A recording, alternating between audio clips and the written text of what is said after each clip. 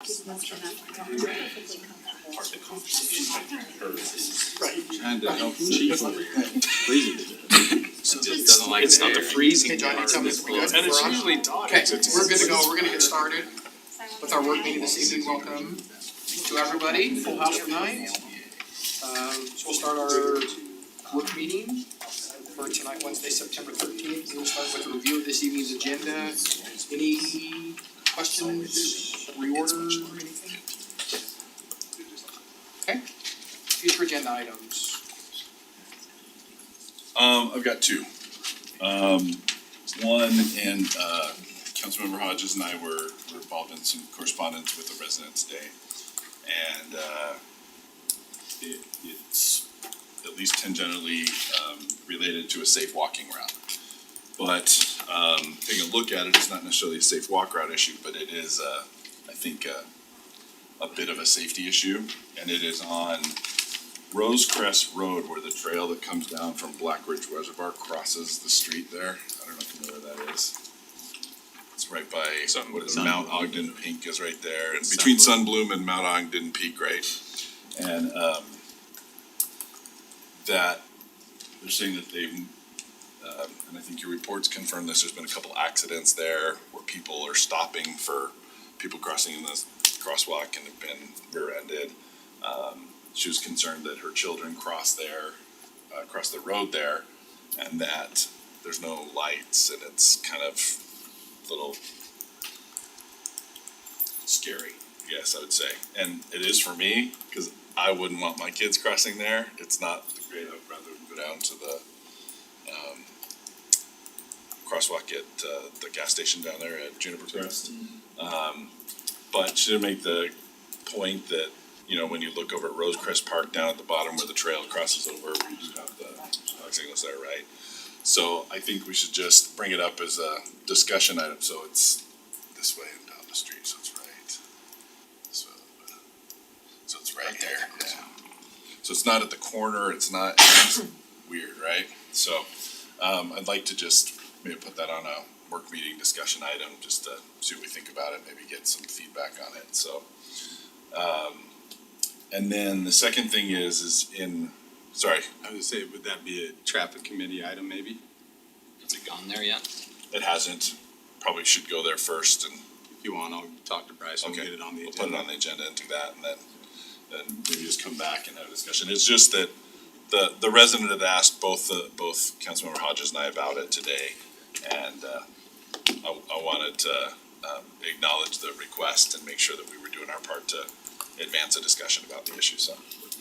And then the second thing is in relation to a packet of information that we got at our last council meeting a couple weeks ago, regarding an ask from a resident about the city being willing to support a resolution in favor of Religious Freedom Day. I just think that we need to add that as an agenda item, have a discussion about that, whether or not that's something we need to do, but it should be a formal discussion by the council and make a decision there, so. That's all I have for agenda items. I'm sure I'll think of like 16 more during the meeting, so. Okay, before I forget, I will note Councilman Hodges is online and will excuse Councilmember Warren tonight. Just anything future. Teddy, any future agenda items?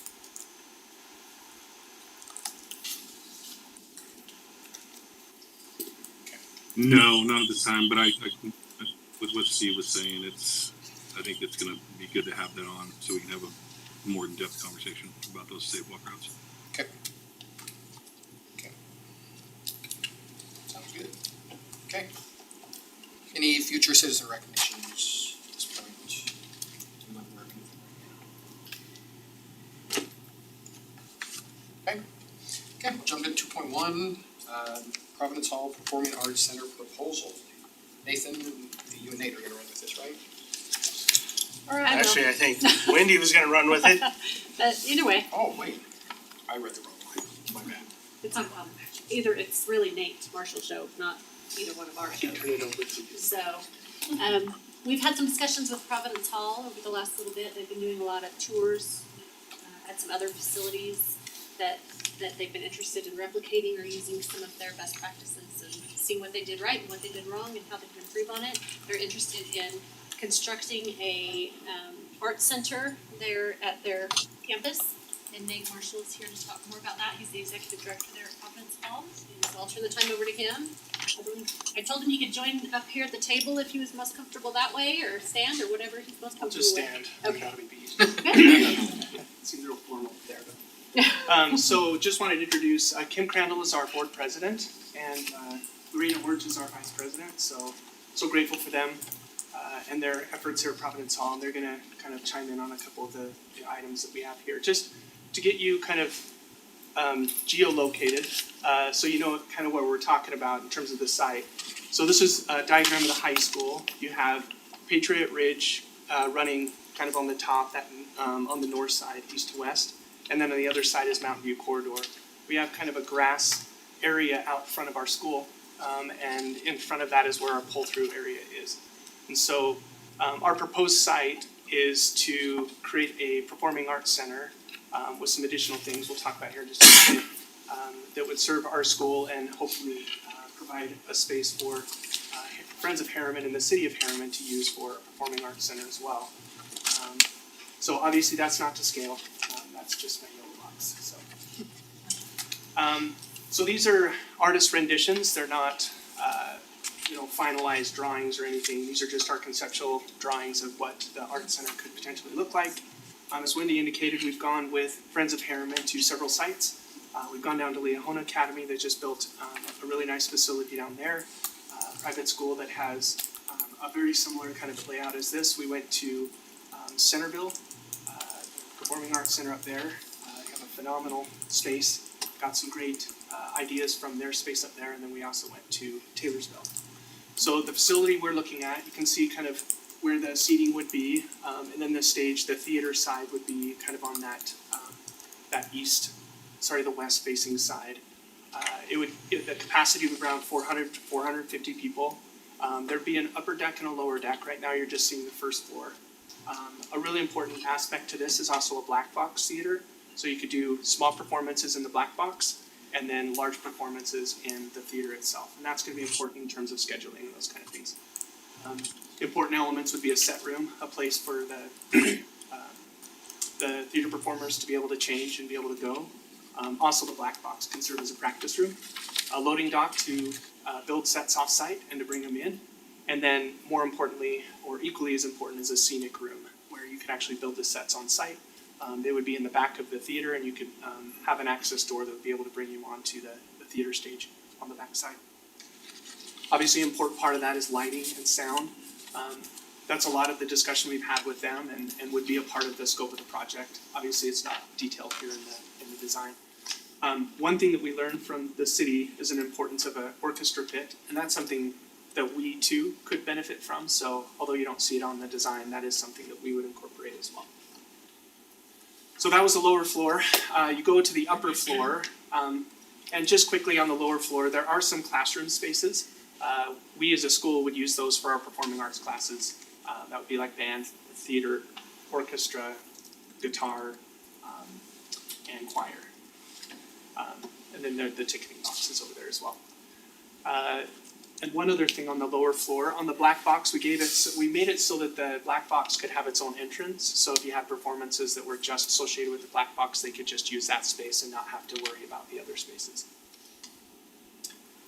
And then on the upper floor, that would be the second row of seating. You'd be able to walk up. There'd be an upper deck and some catwalks, as well as lighting platforms up in the top corners, and some storage for some storage space that's kind of off to the side over there in that flex room. Classrooms could be used for other city-based needs. We talked about ESL classes and some things that the city may have used for those kind of classrooms as well. And I'm going to turn the time over to Lorena, and she's going to talk a little bit about the benefits. So maybe any questions so far? Okay. Okay, my name is Lorena. So I want to talk to you a little bit about the benefits of the community. My family is very invested in Harriman. We've lived here over 15 years. My mom's actually on the city council. So it just happens to be she's not here tonight, which is actually better. She would have to excuse herself now from this anyway, so it worked out. But for us as a school, I think I know when Providence was first built, as I'm sure a lot of you feel like, it's so iconic, right? It's even on our puzzle. That face of our school is so important to the community. And so that's why we really want to build an art center to set us apart, because we are set apart from every other school in the city. As Nate mentioned, we've been speaking with Friends of Harriman. We went on multiple tours with them and had multiple meetings. I know an art center is something that's been presented to you before, that's been a topic for a long time now. So what we're hoping is to bring a partnership together that's actually realistic and reasonable. So some of the benefits we feel like is it obviously provides a community center for our students and our families, but also as a bigger community, if we are able to partner with Friends of Harriman, as many of you probably go to all the plays, they're very in tune with our community. So the outreach is thousands. It deepens our appreciation for the arts in the community. It sets us apart because the nearest art center I think is all the way in Taylorsville or down in Leahona. So we'd really be the first in our area to have something like this. It also gives local donors opportunity to invest in their own community. Right now, there's a large influx of wealthy people moving to Harriman. We have very high median incomes in certain areas, and it really gives, and not even just for wealthy, but for anyone, we have a lot of opportunities that we're proposing to sponsor things, sponsor rooms, bricks, things like that. And so it gives opportunity to invest in their local community, which is really wonderful for all of us. It also gives the opportunity for year-round performances. That's something right now Friends of Harriman struggles with, is finding the space to have year-round performances. So that allows them and all of us to have that. As Nate mentioned, the Black Box Theater, classroom spaces can be used for additional events and different learning opportunities. Something that we have proposed is a usage agreement, because this is probably one of the most important things, is if we're going to help fund something, how are we going to be able to use it? Everything in our discussion so far is actually very convenient, because we're really looking at school hours and certain times a year. Friends of Harriman and possibly the city community is looking more for afternoons, evenings, and more summer performances. And so right now we've been able to have like a rough draft proposal that really works well for everyone. So this is kind of more we're into the cost. So right now this is obviously just estimated costs. We're very fortunate, our architect is very involved in the arts. He is a performer, he's built multiple art centers, so he has a good idea of how a lot of stuff costs. So right now we're estimating the project to be about 6.5 million. So I know that sounds a lot better than some of the other numbers you've heard. Right now, Providence Hall would be willing to contribute, we would contribute our land, we would design and pay for all the architectural costs, and we would also pay to redesign our parking lot, and we would provide all the parking requirements for the art center. And then we would also contribute around 3.5 million of our own personal capital. So what we're asking and proposing today is a better word for it, is with Friends of Harriman, between Friends of Harriman, Harriman City, and Friends of Harriman has spoken about a large donor, if we can all kind of combine together asking for you as a group to help facilitate the rest of the capital, would be around 3 million. In addition to that, like I mentioned, there's a lot of areas for sponsorships. Almost all the art centers we went to, they were able to raise a lot of money through sponsorships. And so if we can raise, outside of the large donor, our own sponsorships, we can add that to the capital and bring that down for everyone as a shared capital cost. Like I said, these are rough numbers right now, but we feel pretty confident that it'll be around this price. So that's what we wanted to present to you today, so you have some ideas. Obviously a rough draft. We would like to get more information from Friends of Harriman as far as data and knowing how much of the community it would affect. So what we're asking for you is to possibly just look and see if it's even a possibility that you would be interested in partnering with us in this art center for our community. And then just some quick, it's not on here, but when we do that, we can also, like I said, provide more data to show you all the reach it does in the community, the families that are involved in all these plays, the people that are involved in it, so you know what it is touching as far as the numbers. And that data's in the PowerPoint, so like the handout. Yeah, so that's kind of from our end as a school. we're reaching about like over 1,500 families per performance. And so, times 4, so 6 a year, so it's quite a bit in our community. And obviously with Friends of Harriman, it's even more substantial. So we really appreciate your guys' time tonight and hope that this is something we can, achieve together. What timing are you looking at? So we are looking, obviously, as soon as possible as anyone, and we know these things take time. But even if we kind of have a yes, we may be interested, or a complete no, would be helpful probably, the next 30 to 60 days, if possible. I think Providence Hall is in the position right now that we have some money for capital improvements, so if we want the money spent on this, we would need to know if that was possible sooner rather than later. I'd have to talk to the Friends group and understand their needs and usages. Well, I think, we've had the feasibility study, right? And part of that was analyzing what the community's broader use is. And just with the arts, the orchestras, school performances, recitals that people want to do, all that kind of stuff, the demand's off the charts. The results of the need-based analysis that the feasibility study we did showed a facility, substantially bigger, but serving a more multi-city type of thing rather than just one small community. So, a couple comments, just quick back of the napkin numbers. I was looking. This total square footage of this is about 15,000 square feet. Yeah, that's about right. Okay. So we had cost estimates at about $600 a square foot for construction. That's closer to $9 million. Even at $500, you're still looking at closer to $7.5 million. So, the costs, I think it's better to get a really good grasp on what those numbers are. I think that, your F&E stuff for the sound systems and lighting and all this stuff is pretty expensive stuff. So maybe to kind of touch on that a little bit, the facility we kind of modeled it after they had finished their construction, and they gave us a lot of the numbers that they came out. They came out at about 5.5. when did they finish And that? they just finished in the fall. Okay, So, to your point though, I think it would be good to look at what the current, because obviously it's. yeah, and it changed, right? When we did ours, it was at the height of coming out of COVID and Yeah. everything was super expensive, so I'm sure it's not quite that high anymore, but Right. I don't know where it is. I would hope it would be closer to in the $400 to $500 a square foot range, to have it all completed. That's something, we are being very cost conscious.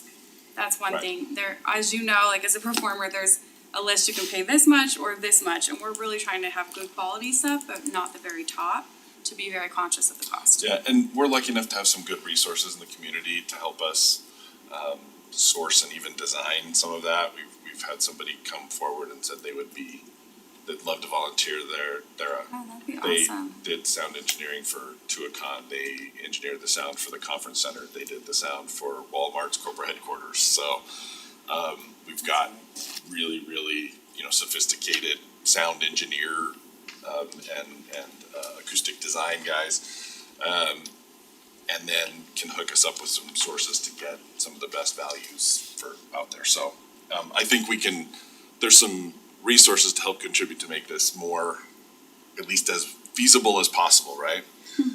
I guess I would ask you this way: what is the ask from the city's perspective? And I just want to preface that question with saying, I don't believe that there is any budgetary contribution that the city is going to be able to make towards this for the foreseeable future, next several years, unfortunately.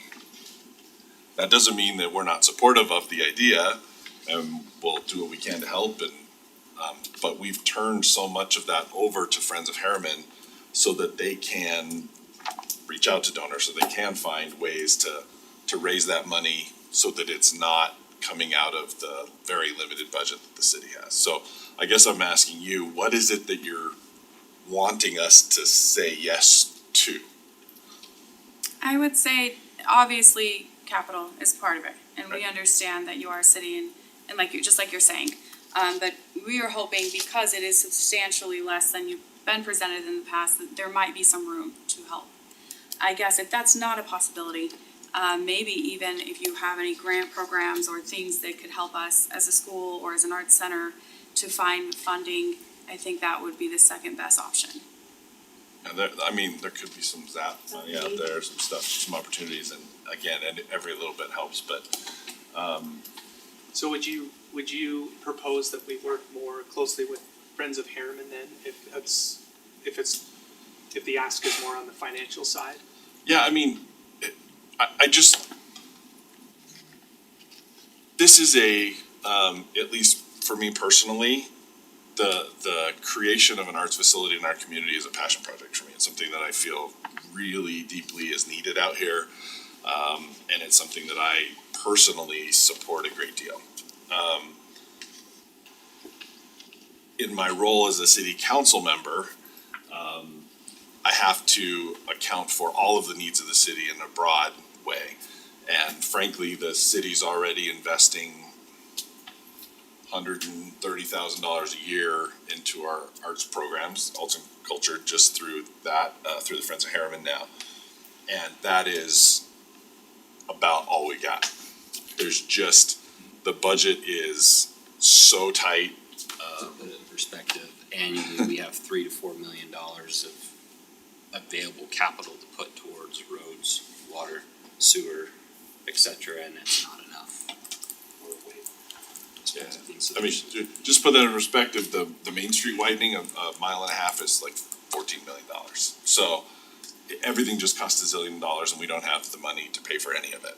So, trying to justify to the community, although I know there's broad support, that we shouldn't be fixing roads that are in disrepair, we shouldn't be building critical infrastructure things in favor of using that money to build the arts facility, I just don't think is gonna fly. I don't think it necessarily fly with the council either, and I'm not speaking for the council, I'm just speaking for me, frankly.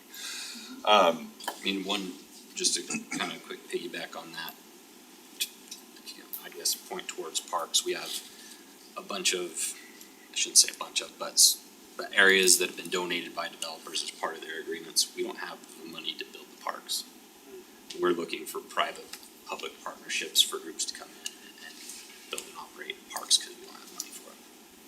So it's tough. So if the ask is actual dollars, I don't know that we can go there. The budget we have allocated to that would be to talk to Friends of Harriman, what they can contribute towards that to rent space or whatever agreements are there. But the dollars are tough, but if there's other things, I think that's kind of where you're going is, if there's other things we can help with. If the city supported it, then the county, maybe the grant process. Right, we can help with County grant would process help. and all that, right. We could help facilitate that part of it. Yeah, and I think this that we area can is probably get to a underserved. yes on that kind of stuff, right? It's so frustrating because, if we had all the money, let's start tomorrow, let's go. And if we had all the Yeah, money, yeah, we'd start it and do Right, it ourselves. exactly. And it's just never that way, but, I just don't want, I don't want to be construed that a lack of, financial resources to be able to commit as a city is somehow indicative of our general support for the idea, right? And it's just, We don't wanna lead we just you had to down raise that road either taxes when we just know to that- cover a couple things, how and much we it's just not gonna work. But I think, to that point, again, financially, but, and when that first study came out, Steve didn't like it, I saw that $85 million price tag, and I was like, there's no way we're ever gonna get there. But I think we can rally the community together for this, and that's where I wanna, like I said, I think you've got council support to work together to make this happen. I'll pull together my resources, I'll do everything. I think all of us would do that, to pull our contacts and resources. And- So again, like he's saying, it's not in I have nothing but you guys know how much I love what you're doing out there and would love to see this. I think this is a great step for a community. maybe that $85 million facility is 20 years down the road, but it's not 2 years down the road like this might, be. So I would love to let's make some connections, let's talk, let's get some donors, I don't want you to not work with us because we push it to the Friends. I would love to keep working on this, if this is where we wanna go, especially if Friends, I would say if we get Friends blessing that this works for them, then you'll get our full support to put our resources behind it and everything we can to. You've got my personal commitment, my energy to go after this too, so. I think that sometimes means more than our budget can in a way, cause. Yeah, because, realistically, as overseers of the city budget, we'll, I'm sure we can get some cookies for the open house, right? I mean, that's about where we're at, Costco cookies? Yeah, exactly. But, much beyond that, much beyond that, we're pretty strapped. But in terms of, energy and time and solicitation of, other government entities and grant money and, That's where we probably. helping to speak in in favor of this in the community, rallying, other people, contacts we have, people that have expressed interest, bringing all those resources to the table as best we can is where I think we really can make a difference, even though we can't write a check, so. And like Steve has talked with this other one, I think it's a great time, you get let's throw together a big community open house, and say, we wanna bring this to the community, open your checkbooks. I mean, truly, that's kind of what it is, open your checkbooks, there's money in here, man, there is, we just gotta find it. So I think we can, I think the community will come out and support of something like this. I would say that if you guys have a really good design and you're ready to go and you have a date, kind of a goal in mind, I'm very optimistic that you would be able to get it done. You've been working with Emily? Is Emily who's? Yeah. Okay. And Emily they presented Chris. to the Friends group last week Oh, okay, at their board meeting. okay. I forgot this one. Yeah, that went well, and like I said, from the general consensus, it looks like we will be able to create a partnership with them. But it always comes down to that and the dollars, and so where we can raise that together, but to your point, that's huge to have the support, and to have the support from you guys, and even your social media resources and things like that, that can be very beneficial to us. I do have one other question that I want, and you guys may not have an answer, but something I want you to consider is, operating budget on an ongoing basis. Most community theaters do not produce enough revenue to cover the operating expenses. And they're usually subsidized in some way from taxpayer funds, almost all of them are. Unless they're full-blown commercial things like, Eccles Downtown or something like that, right? Or Capitol Theater, so. That being said, I'm curious as to what your ongoing operating plans are to cover those expenses. That would be an important aspect of this as well. Okay. That doesn't mean just because you don't have the money and it's not generating enough that you can't do it, but you have to look towards like endowments and, naming rights for the building and stuff like that, where somebody might be able to put aside money that would generate interest every year to help cover those expenses. Okay, great. Thank you very much. Thank you guys for your time. Please don't feel, like I said, we wanna support, I feel so bad. I know, I feel like, no, but yes, Right. We appreciate what you guys do. Yeah.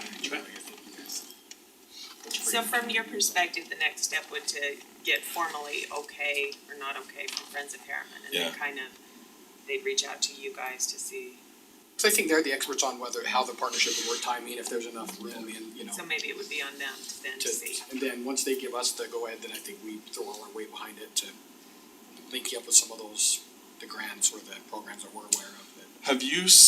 Do you have a copy of the feasibility study that the city did? I think so.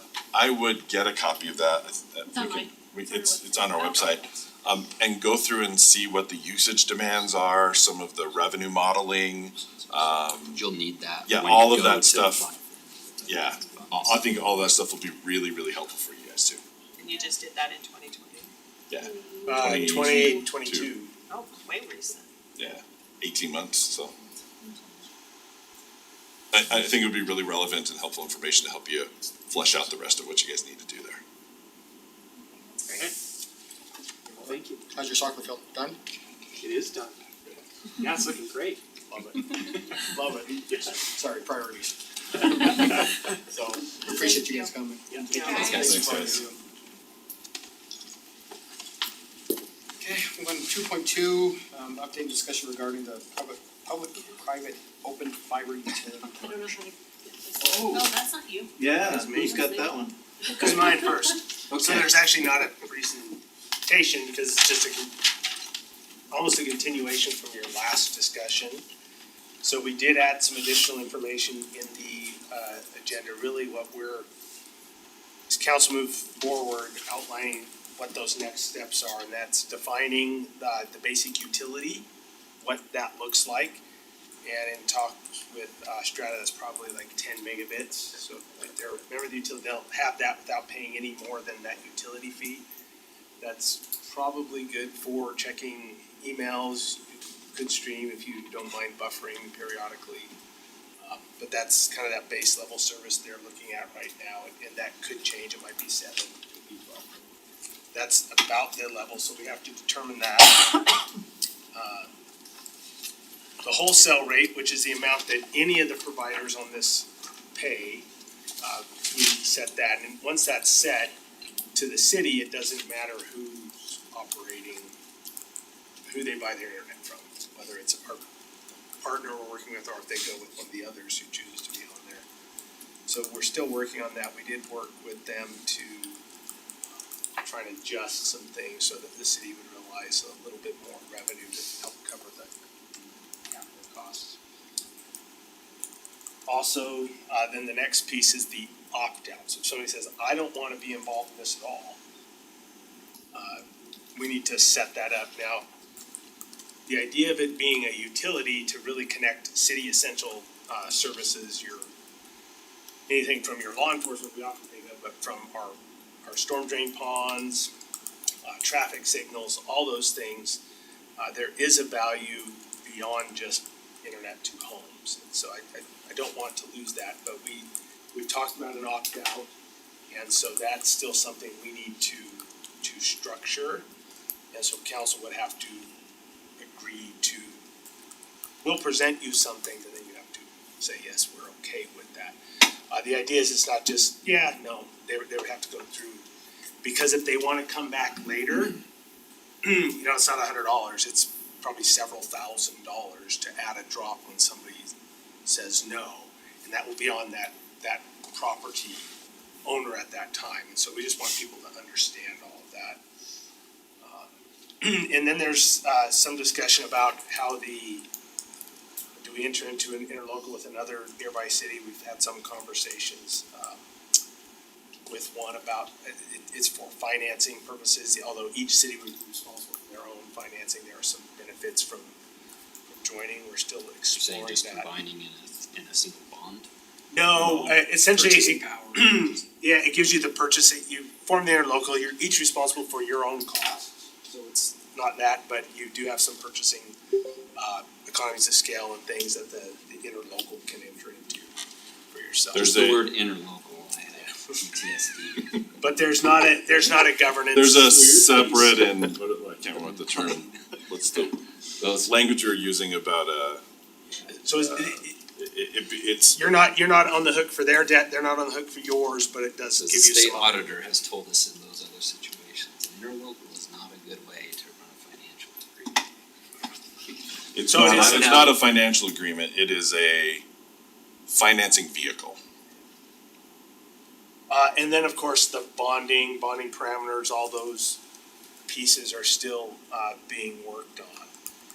And so as we talked about in the past, there's still several off-ramps, although we've passed a few as we go through this. Probably the next piece, and we really need to wrap this up probably by November, which is when I think Strata's done with their full design and wants to move forward. But it's, what does that utility model actually look like, meaning the base rate, what are they getting? How do you do the opt-out? What is that wholesale process, right? We have to adopt that. And then you have to adopt the parameters resolution, more or less for your bonding. That's probably, I'm not sure that's as close to your last off-ramp right there. but I'm not sure that is it won't be a council decision. It will be board of the financing entity's decision. That point. Yeah, Yeah, because the as city we will not structure- be getting a So, bond, so if you structure the entity with the interlocal, if you chose not to with the city, then it would be the city bond, but it will not be the city. I think we've been adamant about that. If it's gonna be the city, we're not doing it, so. so there's a little work, cause we have the entity that will operate whatever it's formed and called, however, the idea is it's not the city, it's that utility functioning on its own, so. Right. And then again, the bonding, just looking, cause in most places, when we have other boards act, you all end one meeting, put on a different hat and become a board member, so it may be the same group still making that decision, it would just be a different structure. So those are the ones that I've outlined. And then I guess the final thing is actually telling Strata to go, and that, I think once you start selling bonds, you're committed, but those are your final off-ramps. And really, we're starting to work on some of that, we brought it back, Counselor Shields, the broadband committee met with Strata at the request of Counselor Shields, and we reworked some of that, looking at the wholesale rate, what that would look like, and so really, I'm gonna turn on if you have other things you want to add, but at this point, we're looking, if you have any advice you want us to do on those before we bring you back what we think works. I have some questions. So, two main things, we talked to Steve about this a week or so ago, when we talked about a few of these things offline. But so it seems like a couple of the major things, the opt-out process was gonna look like, so I'm just curious to see what you have so far, what process are we looking at? Give us something to look at that we can comment on. Without any specifics, some very broad generalities, right? Is that, because this is a utility and the benefits to the community are, far in excess of internet service, that the utility fee is not just paying for a minimal internet service, it's paying for the utility, and the minimum internet service is a byproduct of the utility existing. So because of that, it's not just I don't want it. It's a more robust legal process where they're gonna have to have some,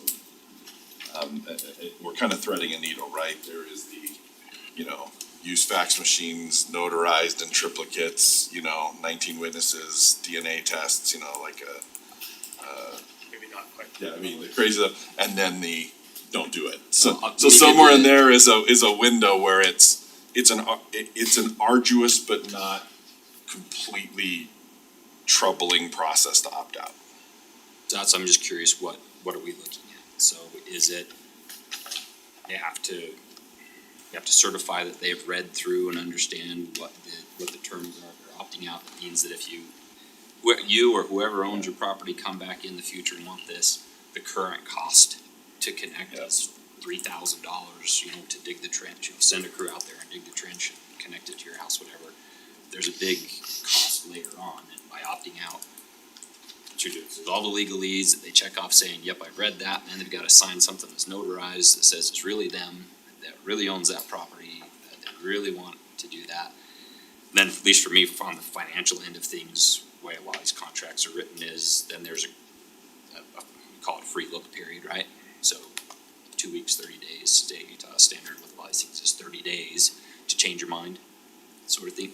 So I'm not saying I want that, I'm just saying, what are those details we're looking at? So in order to give you any feedback, tell me what we're thinking about those steps are. And then we can tell you, yeah, yes, no, or do we What want I something would else? say to your questions there were a pretty good idea of like, okay, that sounds like, cause we have not designed that yet, so actually, that is feedback in itself, saying you want to see that, cause I think we were talking about how do you go through this process? Several cities have done it, and then partway through, they've announced they're going, and they're changing Yeah. how you opt out, and So that's the so thing, we there's know gotta that be like a doesn't work. notification period, and Right. how many notifications do we do during that period, make sure everybody, right, really has had a chance to have the information on several different channels. And then if they're choosing not to, then there's several steps to it, and Yeah. Whatever those are, give us something I to have consider. I have a comment to come back on, but I'll let you go to your second question. The other part is beyond that, right, so we're talking about, this is more into my bigger concerns of the financing part of it. When people, if they opt in, how long is that for, right? There, I- it if I isn't an go- opt-in. It's Well, you're in you're unless in. you opt out, right? You're in, but when can they cancel service, right? Cause this isn't, there's no such thing as a perpetual contract. So there's two pieces to this. There's the utility fee. Cause there's the cost to put the infrastructure in, right? And so thinking about this as like a phone service, right? So I committed to the 2 or 3 year contract to pay for my phone, right? And as part of that monthly bill, once that's paid for, then I can get out, I can leave that contract and don't have to pay. If I leave early, then I have to pay the balance of what it would have cost to put that into my home versus the cost of delivering the service, But, right? Two different things. So this is getting very dogmatic, okay, but I Because- think it's important to just be specific Cause my about question these is, things, right? so if it's 2 years down the road, If like, you- you know what, I don't right. want to do that, I don't need it anymore, my kids are moved out, we don't watch anything on there, I'm just not gonna have it at all. Right. We need a certain period of time to collect that wholesale rate to pay for the construction, Right. right? Ongoing After service to that- me is a different thing. Okay, but you have to understand, the $15 a month is a utility fee for the operation of the utility. That is not so that you can get internet. Right, but I don't have to connect Basic to the level- utility.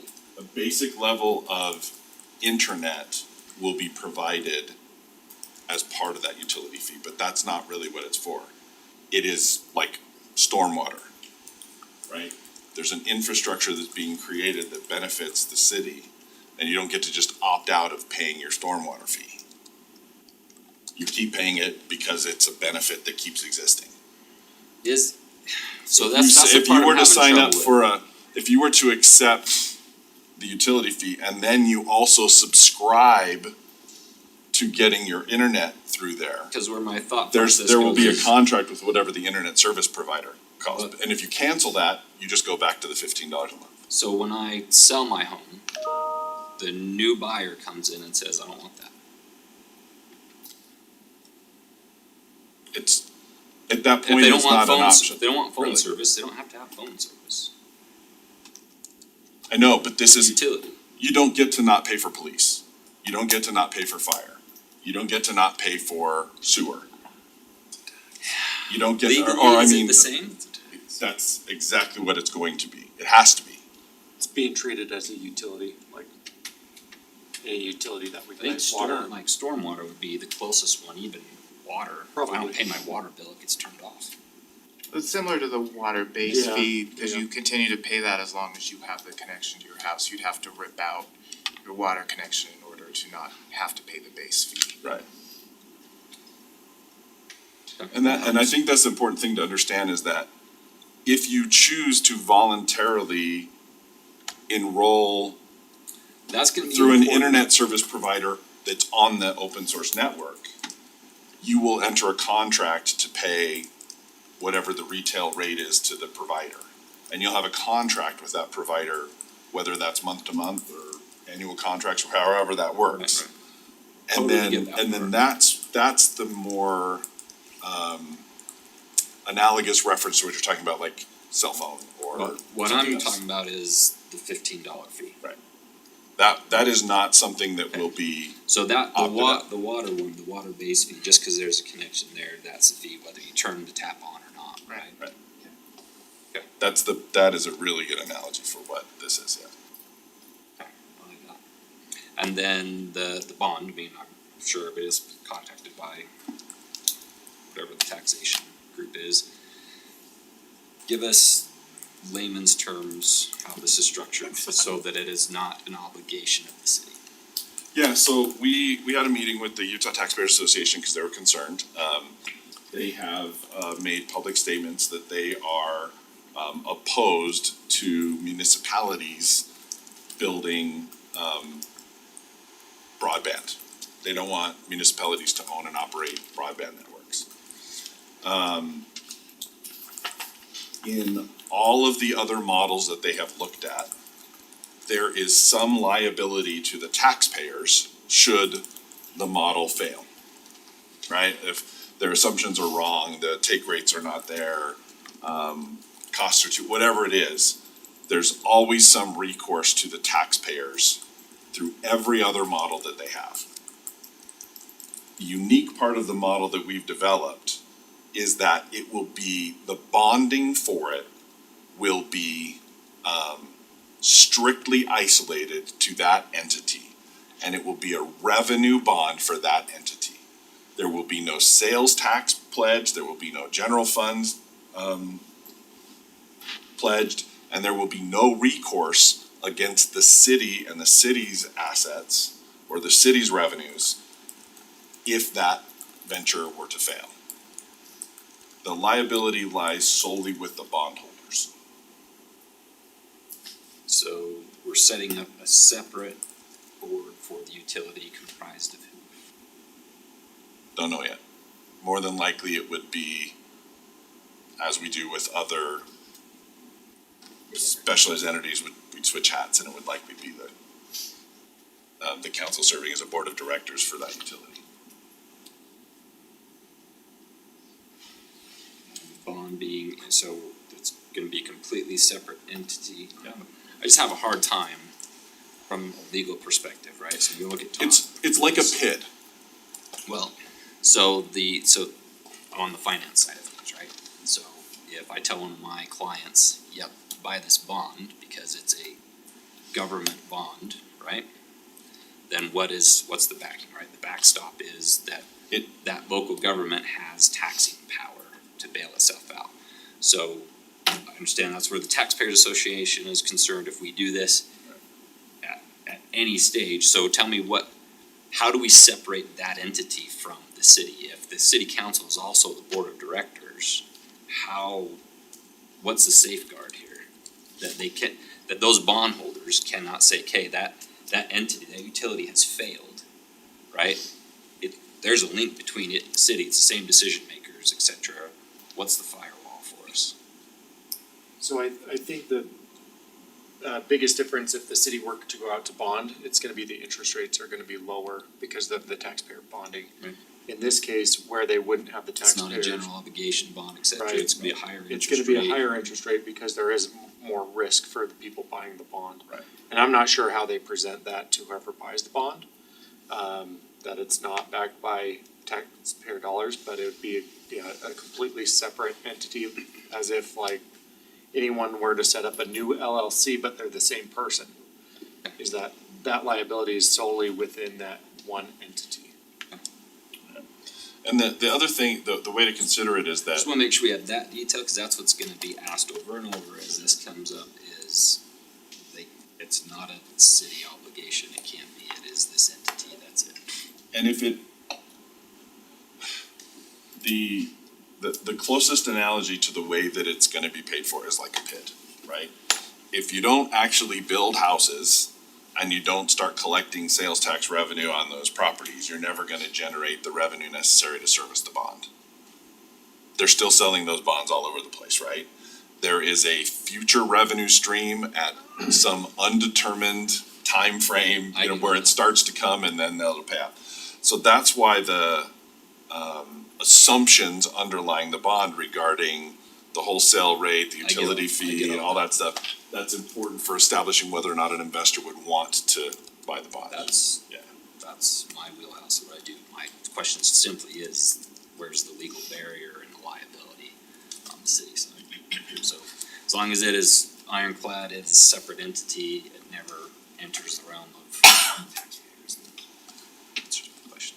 And these are still, because we haven't created any of this, that's something we'll probably have outside counsel look at to make sure that there's no issues there.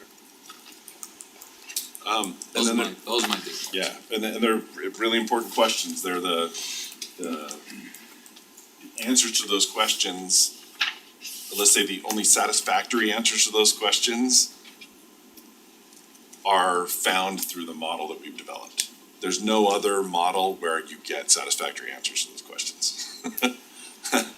But I would say this, that one of the things that, not one of the things, a key piece of information that we have to be very clear about in all of our communications that we make as members of the council, as a city, and everything, is that the city is not building a bigger, better, faster internet.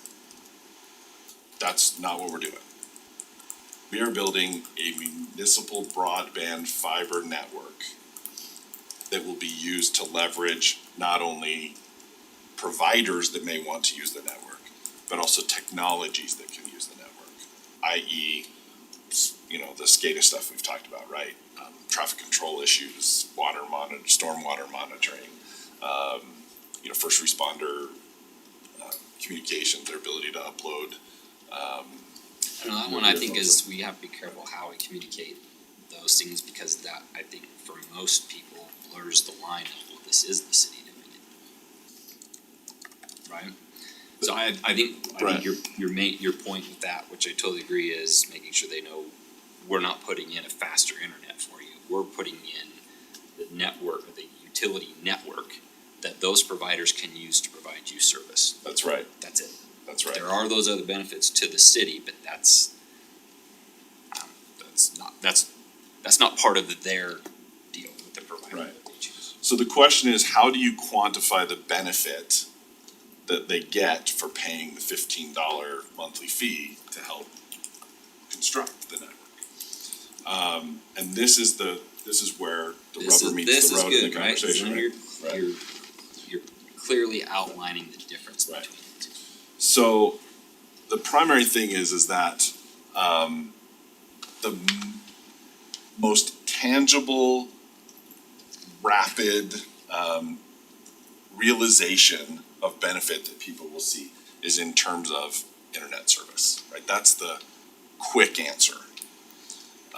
Because of the fact that it will provide a more robust network, better service, all that kind of stuff. There's a lot of people that are very interested in being able to get higher speeds and better service. The other thing that there's a concept that needs to be understood here, and that is called net benefit. If we build the network and we charge the utility fee, existing providers are going to slash their prices. They have told us they're going to slash their prices. They're going to go from $80 a month to $40 a month, right? They are going to lower their prices so much as to try to undermine anybody wanting to join the network. They're trying to kill the competition, right? The reason why that cost savings becomes an important factor here is that if you currently have a $70 a month internet plan, and then we add on a $15 a month utility fee, that seems prohibitive for some people. They're gonna, why would I want to pay $15 if I'm gonna keep the provider I have? The way that it shows up is that provider cutting their costs is greater than the cost of the utility fee that we're implementing. If they don't cut their fees enough, they are not going to keep their customers. It is their cutting of the fee greater than the amount of the utility fee that is the only strategy that will allow them to succeed. So it is, people are like, well, then why do I want to pay the utility fee? Because paying the utility fee has a net lower cost than what you're paying right now. You wouldn't get that net lower cost if we didn't build the network. And the only way to build the network is with the utility fee. Does that make sense? So that net benefit is an important concept that has to be understood. We have to do our best to try and communicate it. It's complicated. I'd say there's gonna be some issues around it, average but resident, not gonna understand it. It doesn't matter how much we try to explain it or how many times. That's why the process is important, that there's several checks to make sure they fully understand if they're saying no, because that's exactly what will happen is they'll say, well, what's it gonna cost me a month? What does this one cost me a month? That's all they're gonna ask. I don't get it, right? So which is it? Well, that has to be several steps to say, are you sure you want to opt out of this because it will cost this much more later to connect? Right. Like I mean, that's gonna be the main. $15 for 20 years is $3,600. It's gonna cost more than $3,600 to come back and install it later. That's the part I think is of utmost importance to communicate, cause that's the calculus everyone will do is, alright, so CenturyLink saying they're only gonna charge me $20 a month. This is gonna cost me 15 plus whatever it is. Why would I not do that? Well, because if you don't, and you wanna do it later, it's gonna cost X amount of dollars to hook it back up. And can you trust them not to increase their price on you later? Right. They kept you for now. Right? Well, there's two things that'll eventually happen, is number one is their existing infrastructure will not be able to provide the speeds that this network will. Eventually, it'll die, right? I mean, this network will be easily able to handle 40, 50 gig speeds. They're maxing out with the technology and the physics of the networks to get to about maybe 1.5. So, unless they invest heavily, which they're not going to, because there's no economic benefit there. Well, they'll just Yeah. go, They'll just hop on our network. Yeah, exactly. So, long term, they'll all be on the network. So having said all of that, what I do like in the models, at least the little bit that's presented, is that they're fairly low take rates to make it work. So that coupled with protection to the city, which is different, and it's the thing that the Taxpayers Association and others need to understand, is that, yeah, there is no risk to the taxpayer. And that, they were shocked to hear that, to be Right. frank, in that conversation. They were like, what? No one set it up that way. Yeah, no one has done that before. And the fact that we were doing it was remarkable to them. On a separate call, their, I guess we could call them their broadband nemesis, is the, American, what's it called, it's essentially the Public, Broadband Network Association, right? They have come out, they were the ones that spoke against the Taxpayer Association in Bountiful's recent battle, right? And they didn't say very nice things about each other in the press. So they're not exactly good friends. But just as much as the Taxpayer Association was kind of stunned by our plan, the Broadband Association had never heard of this approach anywhere in the country either. Well, it's cause it goes back to the bonding part, right? It costs more. Yep. The interest rate you pay on the bond is higher, but Yep.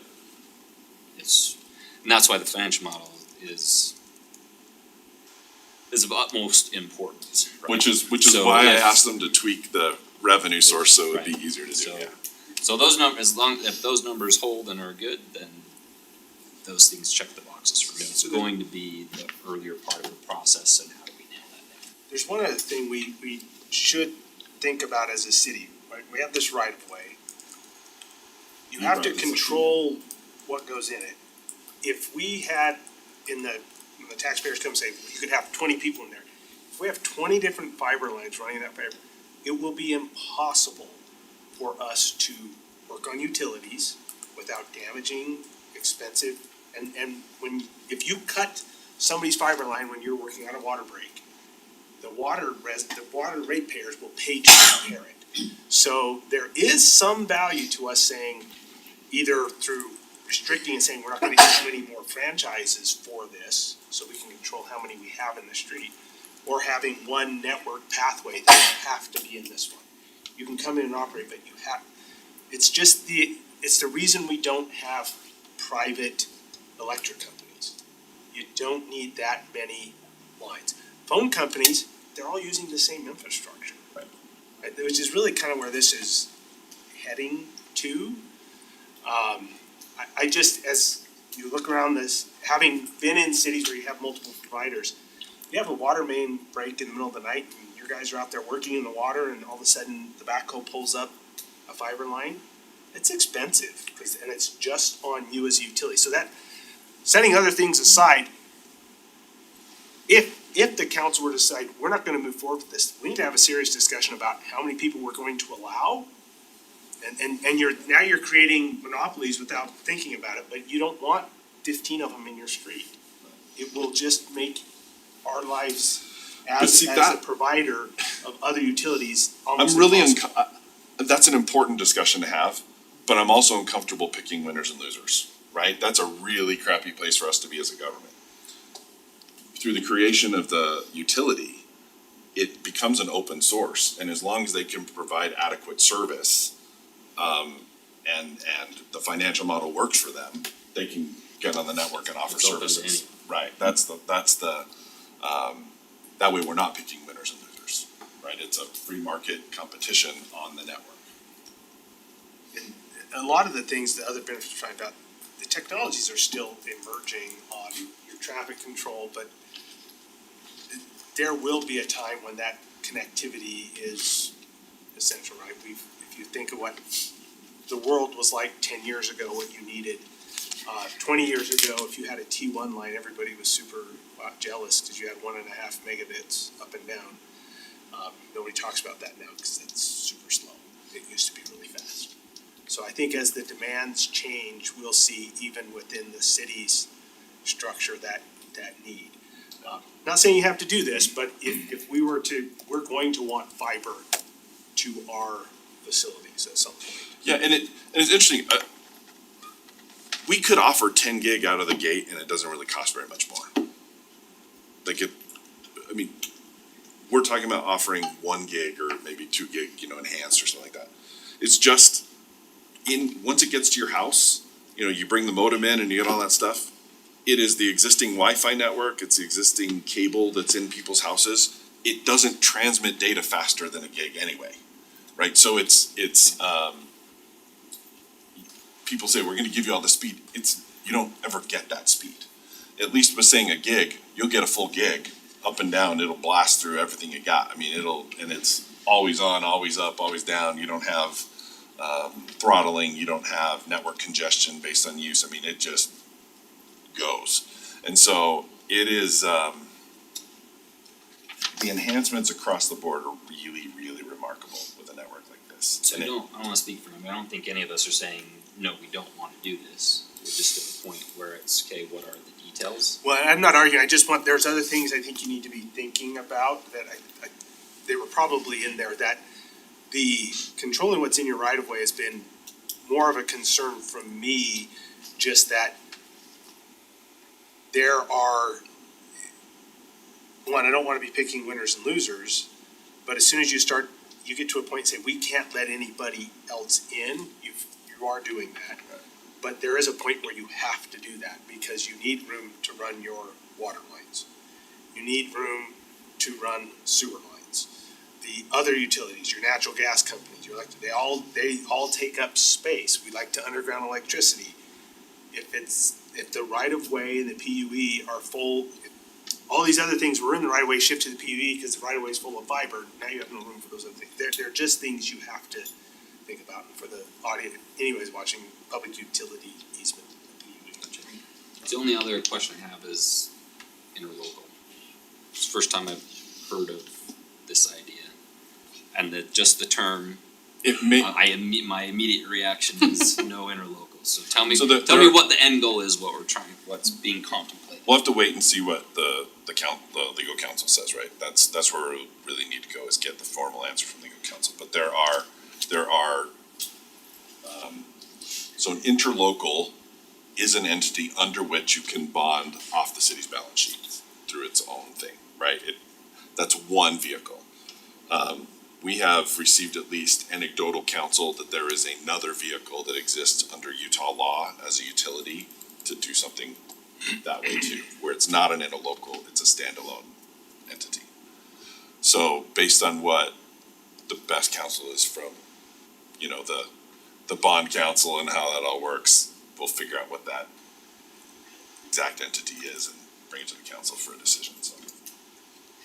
I think right now I won't press you for more on that one. No, I think the big question is right now, do we want staff to expend the time and effort and energy to finish these details? And get this to the finish line? I don't wanna make an assumption, right? But that's the question is, do we want to define these? Do we wanna figure out the bonding? Do we wanna, set up an entity and come back with a proposal? Do we want to, go through the process of vetting out, writing out the opt-out process, inventing those documents, figuring out how that needs to work? There's some time and effort. All of those, and vetting out those details and bringing those back, I need to know way more about this than And I think that's where I was gonna say, I mean, you and I have talked, and I know Nathan, you and I have talked, like, I know we created this task force, and we need to trust this task force, you and I have talked about that, right? And we're to the point where we basically said, yeah, we're going this route. Yeah, and that's And really all it is, so are we discussing- ready to finish it? Discussing these main points, so the bond is the big one for me, right, as far as moving forward, so if the answers I got there are 100% accurate, no issues with that. Bring us a process to look at. And I just think, for me, like, to your point, I'm, and admittedly, it's probably my fault, cause I just don't understand this stuff. You guys have been sitting through these, and but we're getting the questions, right, and I try to refer them as much to you, but we're still getting these questions and I don't know how to answer. And I think they're gonna come up more as you're gonna have the other the competitors, if you will, are gonna start hitting us with that information campaign's gonna come, so I think we all, and you're talking up here to me, like I know. and probably to 90% of our residents, so I think as we're narrowing this, we're gonna have to get it down to just a more, and I don't mean this to. Well, it's what mean, I was just saying me, earlier, I right, just need. regular residents gonna be like, okay. So that, I'm just saying, for me, that's something moving forward too, and something that I could take to the residents that says, this is why we do this over a Google Fiber. Cause I can't even explain, cause I know we talked about these, I'm just saying, and I know you could talk about it, and I don't wanna belabor this too much, but I need to be able to have that conversation. Cause then Well, one look at day Google will wanna If you be take named the, city Google. if you take the utility part out of it, which is the most important part of it, right? If you just set that aside and you have a conversation just about internet service, this will be an enhanced internet service in every way over any existing option that the city You has. can choose whatever provider you want. That's it, right? And it's just, better, faster, more robust, more reliable, upgradable. In every way, it's just better than what exists out there right now. The only thing that it won't be competitive on is if somebody wants to come in and say, we're gonna give it away for free to you. This won't compete for that. But the whole reason we've been getting all the feedback from the community, the reason why there was so much participation in our surveys, the reason why we've had all the attendance at town halls and all these other things, is people are dissatisfied with the solutions that the private market has offered to the community. That's what started this whole conversation 2 years ago. All the businesses that we're talking to Right. need this. Yeah, so if we offer a better service at $75 a month, which is about what people are paying now. And nothing is free. Right, or they can go You're get, saying there's somebody giving it away for free, there are definite trade-offs to that. they're not, you can go get a fixed wireless from Verizon for $25 a month. It's cellular Wi-Fi. Instead, there's. And you so we're get talking the about- service levels that We're come talking with that, about right? Google, right? Right. Google we don't have to have any of these conversations with Google, well, there's trade-offs to that. Right. That talk about picking winners and losers, right? Yeah, but if you get Google, you're only providing one additional service provider to your community. That's what I'm saying. And you're completely at their mercy, right? That's my point. This doesn't do that, so. And I just think that's what I'm saying, I think that's what we just need to have out there to the public, is just, we almost have to dumb it down from what the level the task force has been at, so we can, Well, for we me, have to. so I can understand it, just put my full stamp, cause. We have to get all these details, right, and get to the point where then, now it's take it to the public and there's that whole process. It's But we can't do that, cause we don't have those details. But yes, move forward, sorry. We So need to that, move I on. guess that's the Yes. question is, do we spend the time? Cause there's gonna be some time commitment here. We committed to bringing you the different points at off-ramps, so this is the off-ramp before we go spend a bunch more staff resources, so if at least in the room, and I can't. Patty, you good? Wake up. Yeah. There's been, I've got a couple concerns. I mean, there's some speculation about equalization of pricing and encompassing the utility rate model in there. I believe it's gonna happen. If it does happen, it's great. But it's speculative. And I'd love to see these numbers a little bit more conservative on the take rates and the costs, just to see where our break even and balance points are. But I know that when that presentation a couple weeks ago, they were pretty adamant they were conservative enough. but through some They're conversations. real- 30% is pretty conservative. They're pretty conservative, and that, here's the point, is it doesn't really matter what they say. It matters what the institutional investors believe about those numbers, right? True. If they don't think they're right, they're gonna discount them and offer a price based on that.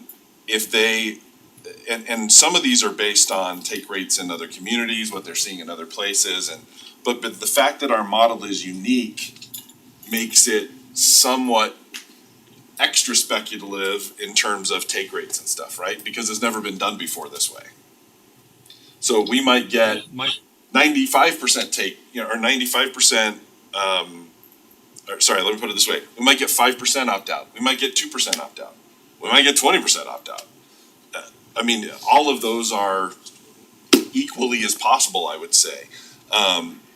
But when you look at what the net, when you look at the net benefit, when you look at what the cost will be to come and hook it up later, I think the likelihood of the opt-outs goes down. And that's, they're saying, in the model, pretty hefty opt-outs and pretty low take rates to make the utility function. So, my other concern is having, and this is being in a contractor field of work where you walk in and you start a project and it's phased, what that relationship looks like 3, 4, 5 years down the road. So the timeliness, the process of the phases, and what if we can direct that to where, hey, you might be able to get the easy startup phase in the central Harriman, but we also want you to get in some of the hills right in the first get-go and build that out where it's going to be a little bit tougher so we know what we're into. And so we don't get because we're a little bit different area than Lehigh and these other areas they've been in. So it might be a little more complicated. So on the actual installation. Okay, so I think we're good to go ahead and I think these are further discussions. yeah, I think we're gonna just have to have one, when we get all the details and put it together, big meeting. There's gonna have to be just a big meeting about it and all the details explained and, we'll get some pretty visuals and some stuff to help explain everything and that's, he's nodding yes, we'll make it It'll pretty be 2 visual. weeks after the DAI big meeting that we have to have. Everybody wants a big meeting right now. Okay, you good? Yeah. Okay, I think, Justin, how long is yours? Yeah, I was gonna make that recommendation. Are you okay? 1 Cause or I think 2 2 to weeks. 3 is gonna happen. That's what I was gonna say. Can we go to 2-4? Yeah, You can- no, that's perfectly fine. 10 minutes, you good? I'm less than that. Okay, good. Yeah, it was mostly, so the 40-year water right plan is mostly, it doesn't have to be adopted by the governing body. We're just bringing it to you mainly just to apprise you of the plan and that we have it and kind of the reason for it. So public water providers, municipalities have the ability to go out and purchase more water right than they're currently using. And that is to plan for the future. Now, private water right owners don't have that ability. They have to show beneficial use within the first 14 years. This allows municipalities and water providers to plan for the future. And so essentially what this requires is that water provider basically we use the master plan, population numbers, water demand numbers to project what we're gonna have in 40 years, what the demand will be in population. And say, okay, does our current water right holdings, will that all be used within that 40-year based on that information? And in the staff report, I laid out a bunch of numbers, but essentially the answer is yes, we hold far less water right than the total demand will be in 40 years. So essentially this plan is just allowing us to be able to continue to file non-use extensions on the water we have and keep that protected within the next 40 years. Essentially, that's what this is. We're currently using around 10,000 acre feet total, and that's counting our Jordan Valley purchased water. And we currently hold around 8,400 acre feet of water based on secondary irrigation and corner underground. So we're using roughly half of what we currently own now, and our projections are that we'll continue to use that, but we're protected with this plan. So Jeremy, there it's like 29,000 and change acre feet to build out in 40 years. Yeah, so we're, Just cause there's rights doesn't mean. I don't know where that water is gonna come from. I think that's the big discussion the state is having, because that, you see our number, then you see all these other communities, it's probably not a realistic number. yeah, it's not, but at any rate, that's what this shows is we're protected, our water rights protected, so. Need to build more houses. Sorry. I'll share with council the Utah State study they just did. I've heard. Okay. Next items are big items. So let's go to general and then we'll come back and hit these two. So I'll look for the motion to adjourn. Second. All in favor? Aye.